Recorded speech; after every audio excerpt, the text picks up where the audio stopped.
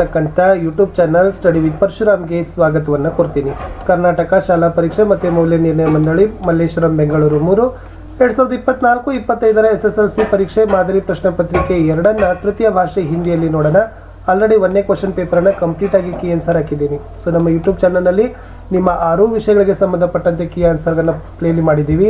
So ಒಂದ್ಸರಿ ಹೋಗಿ ವಿಡಿಯೋಗಳನ್ನು ಚೆಕ್ ಮಾಡಿ. ಈ ವಿಡಿಯೋದ ಡಿಸ್ಕ್ರಿಪ್ಷನ್ ಬಾಕ್ಸ್ನಲ್ಲಿ ಸಹಿತ ಲಿಂಕ್ಗಳಿದ್ದಾವೆ, ಅವುಗಳನ್ನು ಸಹಿತ ನೋಡಿ ಅಂತ ಹೇಳ್ತಾ ಸೆಕೆಂಡ್ ಪಾರ್ಟ್ನ ಕ್ವಶನ್ ಪೇಪರನ್ನು ನೋಡುವ. ಸೊ ಎಲ್ಲದಕ್ಕೂ ಮುಂಚೆ ವಿಡಿಯೋಗಳನ್ನು ಲೈಕ್, ಶೇರ್ ಮತ್ತು ಫಸ್ಟ್ ಸ್ಟೆಪ್ ಚಾನಲ್ನ ವಿಸಿಟ್ ಮಾಡಿದರೆ ಸಬ್ಸ್ಕ್ರೈಬ್ ಮಾಡೋದನ್ನು ಮಾತ್ರ ಮರೆಯದಿರಿ. ಮುಖ್ಯ ಪ್ರಶ್ನೆ 1, ಬಹು ಆಯ್ಕೆ ಪ್ರಶ್ನೆಗಳು ಬರ್ತಾವ. ಮೊದಲ ಪ್ರಶ್ನೆ, ಮಿಲನ ಶಬ್ದ ಕಾ ಪ್ರಥಮ ಪ್ರೇರಣಾರ್ಥಕ ಕ್ರಿಯಾ ರೂಪ ಹೇ ಅಂತ ಕೇಳಿದರೆ ಆಪ್ಷನ್ ಎ ಮಿಲಾನ ಅಂತಕ್ಕಂಥದ್ದು ಸರಿಯಾದ ಉತ್ತರ ಬರ್ತದೆ. ಪ್ರಶ್ನೆ 2, ಲೇಖಕ ಶಬ್ದ ಕಾ ಸ್ತ್ರೀಲಿಂಗ ರೂಪ ಹೇ ಅಂತ ಕೇಳಿದ್ದಾರೆ. ಸೊ ಲೇಖಕದು ಆಪ್ಷನ್ ಸಿ ಲೇಖಿಕಾ ಇಸ್ ದ ರೈಟ್ ಆನ್ಸರ್. ಪ್ರಶ್ನೆ 3, ವಿಶ್ವಾಸ ಶಬ್ದ ಕಾ ವಿಲೋಮ ಶಬ್ದ ಹೇ ಅಂತ ಕೇಳಿದ್ದಾರೆ. ಸೊ ವಿಶ್ವಾಸದ್ದು ವಿಲೋಮ ಶಬ್ದ ಏನಾಗ್ತದಪ್ಪ ಅಂದ್ರೆ ಅವಿಶ್ವಾಸ ಅನ್ನೋದು ಸರಿಯಾದ ಉತ್ತರ. ಪ್ರಶ್ನೆ 4, ಕಹಾನಿ ಶಬ್ದ ಕಾ ಬಹುವಚನ ರೂಪ ಹೇ ಅಂತ ಕೇಳಿದ್ದಾರೆ. ಆಪ್ಷನ್ ಡಿ ಕಹಾನಿಯ ಅಂತಕ್ಕಂಥದ್ದು ಸರಿಯಾದ ಉತ್ತರ. ಪ್ರಶ್ನೆ 5, ಆಪ್ ಕಹಾ ಜಾ ರಹೆ ಹೈ ಅಂತ ಇದೆ. ಸೊ ಇದರಲ್ಲಿ ಪ್ರಶ್ನವಾಚಕ ಚಿಹ್ನೆ ಅಂತಕ್ಕಂಥದ್ದು ಏನು ಮಾಡ್ಬೋದು, ನಾವು ಬಳಕೆಯನ್ನ ಮಾಡಬಹುದು ಅಂತಕ್ಕಂಥದ್ದು ಕಹಾ ಅಂತ ಇದೆ. ಸೊ ನಿಮ್ನ ಲಿಖಿತ ಶಬ್ದೋ ಮೇ ಸೆ ದೀರ್ಘ ಸಂಧಿ ಕಾ ಉದಾಹರಣೆ ಅಂತ ಕೇಳಿದ್ದಾರೆ. ಸೊ ದೀರ್ಘ ಸಂಧಿ ಯಾವುದಪ್ಪ ಅಂದ್ರೆ ಆಪ್ಷನ್ ಸಿ ಸಮಾನಾಧಿಕಾರ ಅಂತಕ್ಕಂಥದ್ದು ಸರಿಯಾದ ಉತ್ತರ ಬರ್ತದೆ. ಹಾಗಾದ್ರೆ ನಯನ ಅಯಾದಿ ಸಂಧಿ, ಗಣೇಶ ಗುಣಸಂಧಿ, ಏಕೈಕ ವೃದ್ಧಿ ಸಂಧಿ ಅದು ಕೂಡ ಗೊತ್ತಿರಲಿ. ಕರ್ನಾಟಕ ಡ್ಯಾಶ್ ರಾಜಧಾನಿ ಬೆಂಗಳೂರು ಹೇ ಉಚಿತ ಕಾರಕ ಅಂತ ಕೇಳಿದ್ದಾರೆ. ಕರ್ನಾಟಕ ಕಿ ರಾಜಧಾನಿ ಬೆಂಗಳೂರು ಹೇ ಅಂತಕ್ಕಂಥದ್ದು ಉತ್ತರ ಬರ್ತದೆ. ಲಾಸ್ಟ್ ಮಹಾತ್ಮ ಶಬ್ದ ಕಿಸ್ ಸಮಾಸ ಕಾ ಉದಾಹರಣೆ ಅಂತ ಕೇಳಿದರೆ ಮಹಾನ್ ಆತ್ಮ ಆಗ್ತದೆ. ಸೊ ಆಪ್ಷನ್ ಬಿ ಕರಮಧಾರೆ ಸಮಾಸ ಅಂತಕ್ಕಂಥದ್ದು ಸರಿಯಾದ ಉತ್ತರ ಬರ್ತದೆ.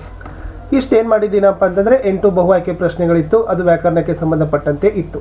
ಇನ್ನು ಅನುರೂಪತಕ್ಕೆ ಹೋಗೋಣ. 4 ಪ್ರಶ್ನೆ, ಪ್ರತಿ ಸರಿಯಾದ ಉತ್ತರಕ್ಕೆ 1 ಅಂಕ. 4 ಪ್ರಶ್ನೆ 4 ಅಂಕ. ಗಿಲು ರೇಖಾಚಿತ್ರ ಆದರೆ ಕಾಶ್ಮೀರಿ ಸೇಬ್ ಯಾವುದು ಅಂತ ಕೇಳಿದರೆ ವೆರಿ ಈಸಿಯಾಗಿರ್ತಕ್ಕಂಥ ಉತ್ತರ. ಸೊ ಅದು ಕಹಾನಿ ಅಂತಕ್ಕಂಥದ್ದು ಸರಿಯಾದ ಉತ್ತರ ಬರ್ತದೆ.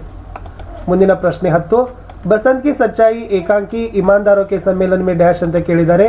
ಅದು ವ್ಯಂಗ್ಯ ರಚನಾ ಅಂತಕ್ಕಂಥದ್ದು ಸರಿಯಾದ ಉತ್ತರ ಬರ್ತದೆ. ಪ್ರಶ್ನೆ 11, ಮಕಾನ್ ಕಿ ಛತ್ ಮಚಲಿ ಕಿ ಪೀಠ ಜೈಸಿ ಹೇ. ಮಕಾನ್ ಕೆ ಸ್ತಂಭ ಕೇಳಿದ್ದಾರೆ. ಸ್ತಂಭ ಅಂತಂದ್ರೆ ಏನು ಬರ್ತಿದ್ದ, ಹಾತಿ ಬರ್ತದ. ಸೊ ಹಾತಿ ಕೆ ಪೈರ್ ಅಂತಕ್ಕಂಥದ್ದು ಸರಿಯಾದ ಉತ್ತರ ಬರಬೇಕು. ಪ್ರಶ್ನೆ 12, ಪಾಪ ಕಾ ಮೂಲ ಅಭಿಮಾನ ಹೇ ಧರ್ಮ ಕಾ ಮೂಲ ಡ್ಯಾಶ್ ಅಂತ ಕೇಳಿದ್ದಾರೆ. ಸೊ ಧರ್ಮದ ಮೂಲ ಏನಪ್ಪ ಅಂದ್ರೆ ದಯಾ ಅಂತಕ್ಕಂಥದ್ದು ಸರಿಯಾದ ಉತ್ತರ ಅಲ್ಲಿ ಬರಬೇಕು. So Daya is the right answer. ಮುಂದೆ ಹೋಗೋಣ 1 ಅಂಕದ ಪ್ರಶ್ನೆಗಳಿಗೆ. ಆಧುನಿಕ ಪುರುಷನೇ ಕಿಸ್ ಪರ್ ವಿಜಯ್ ಪಾಯಿ ಹೇ ಅಂತ ಕೇಳಿದ್ದಾರೆ. ವೆರಿ ಈಸಿ ಆಗಿರ್ತಕ್ಕಂಥ ಉತ್ತರ ಆಧುನಿಕ ಪುರುಷನೇ ಪ್ರಕೃತಿ ಕೆ ಹರ್ ತತ್ವ ಪರ್ ವಿಜಯ್ ಪಾಯಿ ಹೇ ಅಂತಕ್ಕಂಥದ್ದು ಉತ್ತರ. ಪ್ರಶ್ನೆ 14, ದೋನೋ ದೋಸ್ತ್ jungle Ki or Q Chale ಗಯೇ ಅಂತ ಕೇಳಿದ್ದಾರೆ. आंसर इतो मकान कैसे बनाए इसके बारे में पूछताछ करने के लिए दोनों दोस्त जंगल की ओर चल पड़े ಅಂತಕ್ಕಂಥದ್ದು ಉತ್ತರ.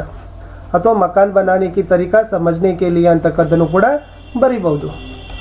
ಪ್ರಶ್ನೆ 15, हमें किस उम्र में अच्छी आदतें डालनी है ಅಂತ ಕೇಳಿದ್ದಾರೆ. हमें 12 वर्ष की कम उम्र में अच्छी आदतें डालनी है ಅಂತಕ್ಕಂಥದ್ದಿತ್ತು. ಬಾಲಶಕ್ತಿ ಪಾಠದಲ್ಲಿರ್ತಕ್ಕಂಥ ಪ್ರಶ್ನೆ ಇದು. ಪ್ರಶ್ನೆ 16, ಯಶೋಧ ಕಾ ರಂಗ ಕೈಸಾ ಥಾ ಅಂತ ಕೇಳಿದ್ದಾರೆ. ಸೊ ಯಶೋಧದ ಬಣ್ಣ ಹೇಗಪ್ಪ ಅಂದ್ರೆ ಯಶೋಧ ಕಾ ರಂಗ ಗೋರಾ ಥಾ ಅಂತಕ್ಕಂಥದ್ದು ಇತ್ತು. ನಂದ ಮತ್ತು ಯಶೋಧ ಇಬ್ಬರು ಗೋರಾ ಇದ್ದಾರೆ, ಕೃಷ್ಣ ಮಾತ್ರ ಕಾಲ ಇದ್ದಾರೆ ಅಂತಕ್ಕಂಥದ್ದು ಗೊತ್ತಿರಲಿ. ಇನ್ನು ಮುಖ್ಯ ಪ್ರಶ್ನೆ 4ಕ್ಕೆ ಹೋಗೋಣ. ನಿಮ್ನಲಿಖಿತ ಪ್ರಶ್ನೆಗೆ ಉತ್ತರ 2-3 ವಾಕ್ಯ ಮೇ ಉತ್ತರ ಲಿಖಿಯೇ. 8 ಪ್ರಶ್ನೆಗಳು ತಲಾ 1ಕ್ಕೆ 2 ಅಂಕ. 16 ಅಂಕಗಳನ್ನು ನೀವು ಈಸಿಯಾಗಿ ಏನು ಮಾಡ್ಬೋದಪ್ಪ ಅಂದ್ರೆ ಈ ಪ್ಯಾಟರ್ನ್ದಿಂದ ಪಡಿಬಹುದು. ಪ್ರಶ್ನೆ 17, लेखक ने दुकानदार को क्षमा के योग्य क्यों नहीं माना ಅಂತ ಕೇಳಿದ್ದಾರೆ. ಸೊ ಉತ್ತರ ನೋಡಿ, लेखक ने दुकानदार को क्षमा के योग्य नहीं समझते हैं क्योंकि दुकानदार ने जानबूझकर धोखेबाजी की थी. यदि एक सेब सड़ा होता तो शायद प्रेमचंद जी सोचते थे कि दुकानदार ने देखा न होगा, पर सारे के सारे सेब खराब निकले, इसलिए दुकानदार ने क्षमा के लिए योग्य नहीं समझा. यह लेखक प्रेमचंद के राय है. ಪ್ರಶ್ನೆ 18, ಧೀರಜ್ ಸಕ್ಸೇನಾ ಕೋ ಬುದ್ಧಿಮಾನ್ ರೋಬೋಟ್ ಕಿ ಜರೂರತ್ ಕ್ಯೂ ಥಿ ಅಂತ ಕೇಳಿದ್ದಾರೆ.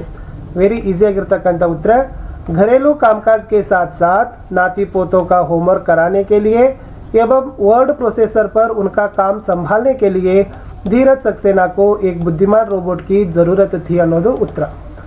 ಪ್ರಶ್ನೆ 20, 19, कलेक्टर ने बच्चों की तारीफ क्यों की ಅಂತ ಕೇಳಿದ್ದಾರೆ. ಇಲ್ಲಿ गांव के साफ सुथरा देखकर प्रसन्नता व्यक्त करते हुए कलेक्टर कहते हैं कि बच्चों ने गांव को नया जीवन दिया है। सबने मिलकर गांव को स्वच्छ वातावरण दिया है और बाल शक्ति के कारण गांव आदर्श गांव बन गया है। इसलिए कलेक्टर साहब ने बच्चों की तारीफ की ಅನ್ನೋದು ಉತ್ತರ। नेक्स्ट 20ನೇ ಪ್ರಶ್ನೆ, लेखक ने मंत्री को क्या समझाया ಅಂತ ಕೇಳಿದ್ದಾರೆ। ईमानदारों के सम्मेलन में पुलिस ईमानदारों की तलाशी ले, यह बड़ी अशोभनीय बात होगी। फिर इतने बड़े सम्मेलन में थोड़ी गड़बड़ी होगी ही, इसलिए लेखक ने मंत्री को समझाया ಅಂತಕ್ಕಂಥದ್ದು ಉತ್ತರ।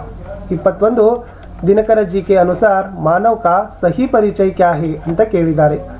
जो मनुष्य सभी मानव से स्नेह का बांध बांधता है वही मानव कहलाता है। जो मानव दूसरे मानव से प्रेम का रिश्ता जोड़कर आपस की दूरी को मिटाता है वही मानव कहलाने का अधिकारी है ಅನ್ನೋದು ಉತ್ತರ ಕೂಡ ಬರೀಬಹುದು। 22 ಬಾಲಕೃಷ್ಣ अपनी माता से क्या क्या शिकायतें करता है। सो उत्तरದಲ್ಲಿ ಏನು ಬರೀಬಹುದು ಅಂತಂದ್ರೆ बालकृष्ण अपनी माता से शिकायतें करता है कि भाई मुझे बहुत चिढ़ाता है। कहता है कि तुम्हें यशोदा माता ने जन्म नहीं दिया है।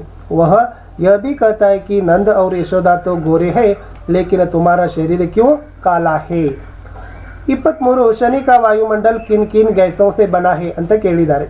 हाइड्रोजन, हीलियम, मीथेन और एमोनियम, इन चारों गैसों से शनि का वायुमंडल निर्माण हुआ है।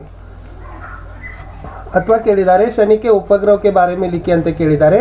सो शनि के अभी 2 दशक पहले तब तक 10 उपग्रह खोजे गए थे, लेकिन अब तक शनि के उपग्रह 17 पर पहुंच गए हैं और शनि का सबसे बड़ा चंद्र टाइटन है। ओके, सो ಅದನ್ನು ಕೂಡ ನೀವು ಏನು ಮಾಡಬೇಕಾಗಿತ್ತು, ಟೈಟನ್ ಬಗ್ಗೆನೂ ಕೂಡ ಬರೀಬಹುದಿತ್ತು। 24 ಶಾಸ್ತ್ರ में सत्य बोलने का तरीका कैसे समझाया गया है ಅಂತಕ್ಕಂಥದ್ದು ಕೇಳಿದ್ದಾರೆ। ವೆರಿ ಈಸಿ ಆಗಿರತಕ್ಕಂಥ ಆನ್ಸರ್। शास्त्र में सत्य बोलने को कुछ इस तरह समझा है कि सत्यम ब्रूयात प्रियम ब्रूयात न ब्रूयात सत्यम प्रियम, अर्थात सच बोलो जो दूसरों को प्रिय लगे, अप्रिय सत्य मत बोलो ಅಂತಕ್ಕದ್ದನ್ನ ಹೇಳಿದ್ದಾರೆ। ಇನ್ನು 2 ಮಾರ್ಕ್ಸ್ ಅಲ್ಲಿ ಲಾಸ್ಟ್ ಕೇಳಿದ್ದಾರೆ मीना मैडम ने छात्रों से अंत में क्या कहा ಅಂತ ಕೇಳಿದ್ದಾರೆ।